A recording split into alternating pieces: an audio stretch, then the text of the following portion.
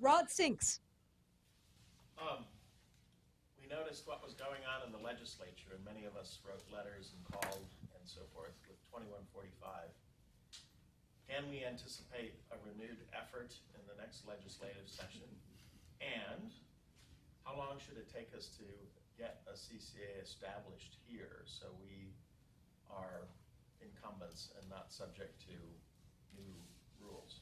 Great. So, a two-part question. One was on the legislative aspects of efforts to curb CCAs, and the second was on how long should it take somebody to ramp up. So, it looks like Jeff is volunteering to go first.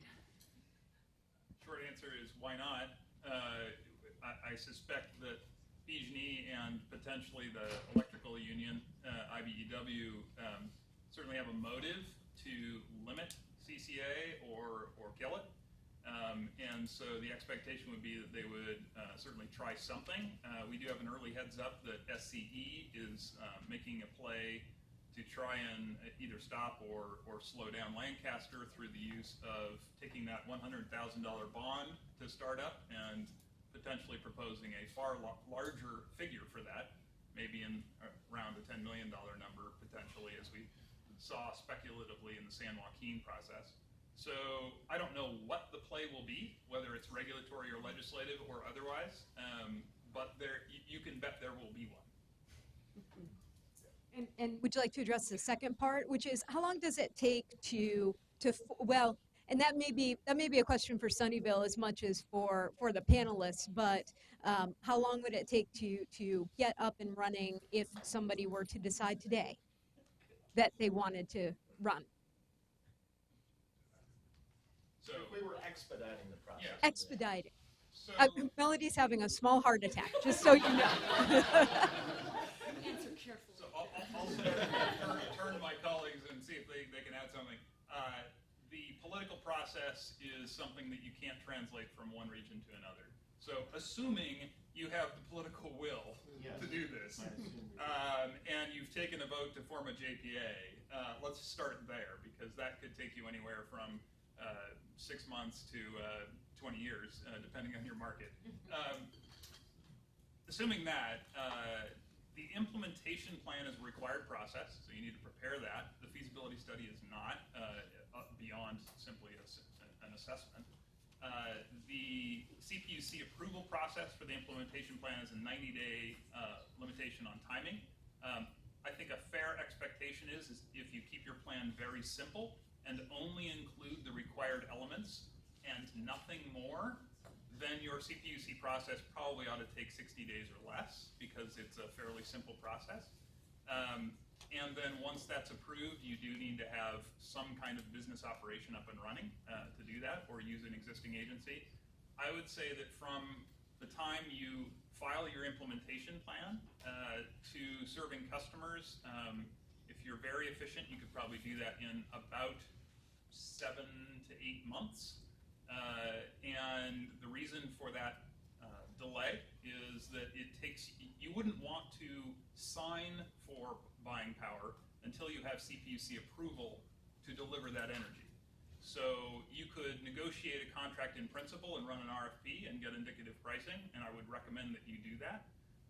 And you would negotiate the form of the agreement, but you actually wouldn't sign the supply agreement until you've got CPUC approval. And so those are round numbers, but the political process is where most regions would have the challenge in the beginning, is the education part. Anyone have anything to add to that? Wow, now you can hear me. I think part of what Hello. Part of what Jeff's experience was, if you can dual track aspects of this very effectively, even San Francisco, we didn't dual track those early stage activities, and we went from the policy decision to have the program. This isn't doing anything. It is. Sorry. From the policy decision to have the program to an adopted implementation plan in 4 years, 3.5, 4 years, and that was not dual tracking. If you dual track those activities with the feasibility of an RFP and all that, don't do the feasibility study, but go to the RFP and the implementation plan approval process simultaneously. You're probably going to shave it down to 2 years, or less. Okay. I saw Melody's hand. So, especially since we're going to lose Jamie after 1 o'clock, could you elaborate on how you've gone about expanding your program to include other communities after your initial launch? Sure. And just let me just repeat the question in case it wasn't picked up by the mics, which is how did Marine Clean Energy add additional cities after the initial launch? Sure. Well, the city of Richmond reached out to us after we had been operating for a couple of years and basically posed the question of whether or not we would be able to offer service to their community. So, in order to move forward with that, we had to have several discussions at our board level. Um, our board adopted a policy for what we call an affiliate membership process, which is for communities that have a customer base of 40,000 accounts or less and are within, I believe, 30 contiguous miles of our current county service area. Um, the parts that were required for us to move forward with that, the biggest part was a membership analysis, which included a study to determine how many how many customers are in that service area, how much electricity are they going to use, how is that going to impact us, how much more power are we going to need to buy, how is that going to impact our rates, is it going to increase rates, is it going to allow us to lower rates, and that's for all of our customer classes, so our current customers, and then what it would mean for the new customers that we were bringing on. It required revising our CPUC implementation plan. After we completed the feasibility analysis, and we've done that now for the city of Richmond, the county of Napa, and the city of San Pablo, and we're actually in the process of doing it for the city of El Cerrito and the city of Benicia as well. After we completed those studies, those are presented to our board of directors for consideration. What we found with the city of Richmond, the county of Napa, and San Pablo is that it allows us to not only reduce more greenhouse gas emissions because of the additional renewable energy that we procure, but also reduce our rates for our current customer base. So it ends up having a net positive impact on our agency. So once our board reviews that, they have the option to approve membership from that new community. It's up to the community then to pass ordinances and adopt a resolution to join. I already mentioned the CPUC implementation plan, and then it starts the process over for procuring the power, noticing the customers, and then eventually doing the enrollment. Great. Other questions? Mary in the front. Mary Lynch with Constellation. Jeff, I like your comment about the role of the feasibility study and ways to accelerate by moving right on to an RFP. I think there's a lot of good thinking in that, I think. But in terms of the feasibility study then, what are and maybe we're going to talk about this afternoon, what are the key elements that someone like Sunnyvale would need to know? Because Melody was describing a pretty cool study that you'd already done on the greenhouse gas emissions and the goals and all that. So when you look at Sunnyvale, what else do they need to do to be sort of through with the feasibility part of it? Vote. Okay. But if you do the feasibility study, what else do they need from a feasibility perspective? I made a joke because I think that by and large, my history was in energy modeling before I got into this, and you could start an energy model and you could drive the result to anything you wanted it to be, depending on your bias.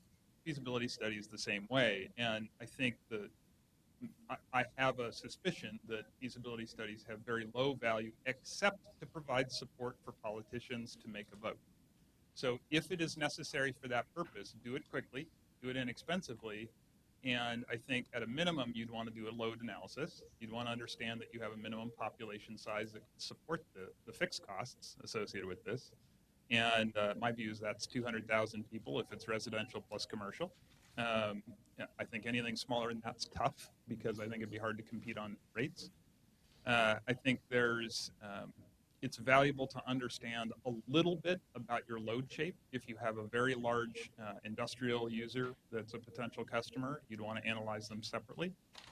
But I think Other than that, I think the most important thing to spend time on at that phase isn't an analysis or projection or forecast, because I think those would be weak.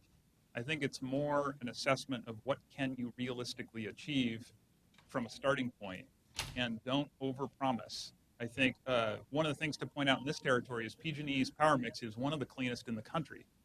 If you're going to beat their GHG number, their greenhouse gas, don't try to beat it by that much. We came out of the gate with 30% reduction. That's really hard.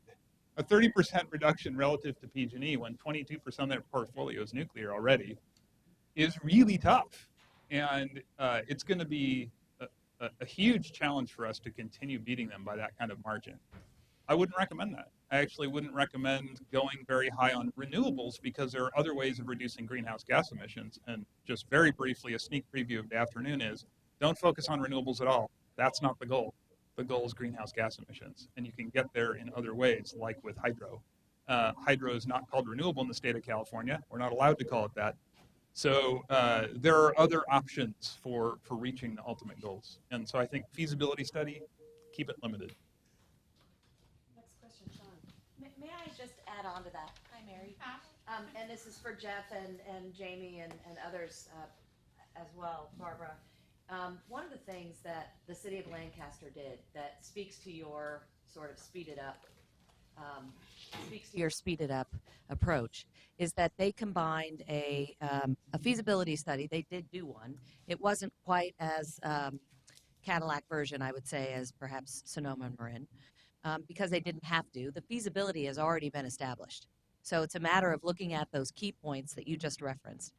The other thing that they did was that they issued an RFI.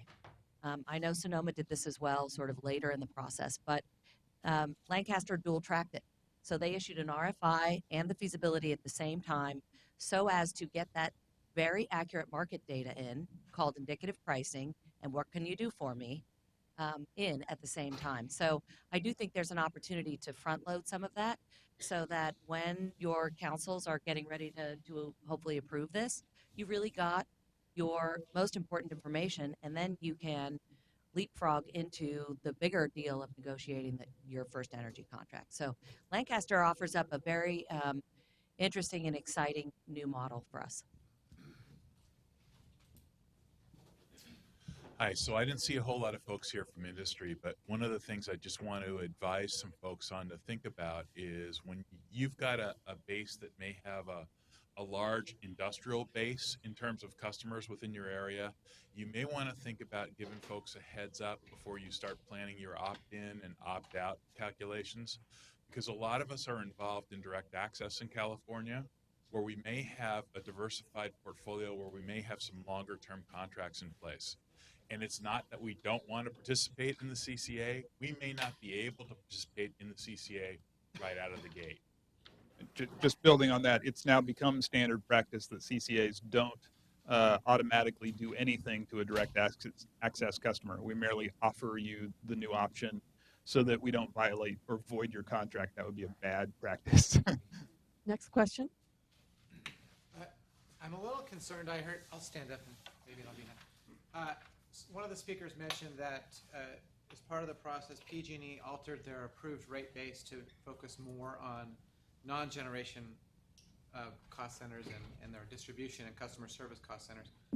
I'm wondering how much more room there is for them to further kind of shift in that direction, which will ultimately harm the viability of CCAs. So, actually, I was the one who mentioned it. And just to be clear, what PG&E did is they looked at their rates, and they are collecting costs in generation component and a transmission and distribution component. They shifted costs that were in the generation component of the bill into transmission and distribution, which means everybody pays for it, whether you're a CCA or not. And it lowered the generation component. Could they do more to restructure their rates? Potentially, yes.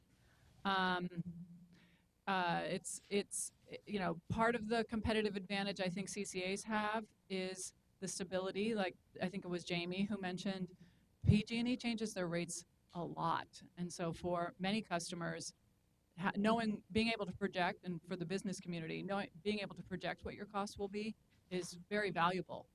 The challenge is, if they continue to shift, how do we as CCAs stay apace, and how do we distinguish ourselves and still provide value?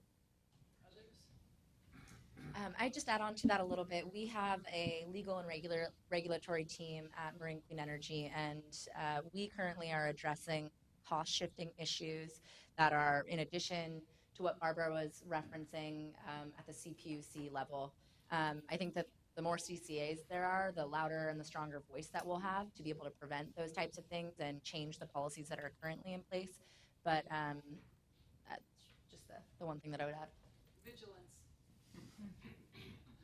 I just want to add a general note on that, in that why I was strongly suggesting that CCAs join together in terms of their efforts is that there are so many insidious ways, the best way to put it, that the incumbent utilities can alter the market without you directly realizing it, and most of that has to do with rate structure. They will want to alter the tiered rate structure to advantage the existing incumbent regime, but also there are other programs that they may be looking at in terms of customer retention, or at least so customers see the incumbent utility as being the more valuable partner, I guess, in their programs. One is the economic development rates, and these are new areas where PG&E is very adept at this point, to try to lower rates for specific large customers in order to, on the surface, retain those customers in the state of California so they don't move away. It is true that a lot of large customers have very large utility bills. I don't think the jury's in on whether they move out of the state because of those utility bills. There are other large cost factors like labor that large customers will have to determine whether they move out of the state or not based on things other than their power costs. But PG&E has been successful in putting in economic development rates and super economic development rates that are in areas where unemployment is at a certain level. Some of those go even so far as to undermine their contribution to margin, it's called, which is basically the amount of the distribution rate on your bill that covers their costs.